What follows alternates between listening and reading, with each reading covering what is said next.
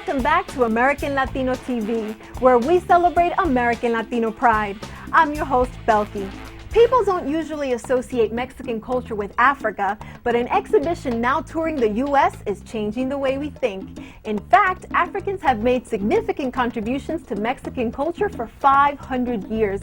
Now this important historical information is coming to light.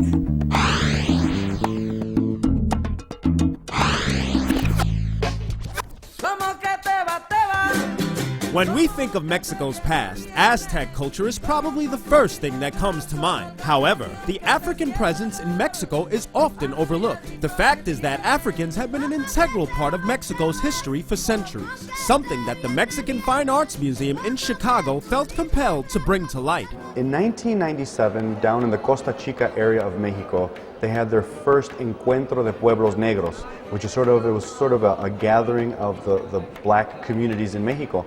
And the following year, in 1998, the Mexican Fine Arts Center Museum went down there to see what was going on. Soon after that, we realized that we had to do an exhibition about the African presence in Mexico, and do one that would really incorporate everything, basically almost 500 years of Mexican history. The African presence in Mexico began with the arrival of slaves who were brought over by the Spanish. It is estimated that as many as 300,000 Africans were forced into labor in Mexico, particularly in the areas of Costa Chica and Veracruz. The exhibit shows artifacts and information about these tumultuous years, including stories of popular heroes like the renegade slave Yanga. Yanga was an enslaved African who escaped and moved up to the mountains of Veracruz. From there, he set up 2 or 3 different camps, and he would actually attack the Spanish as they walked across the Camino Real.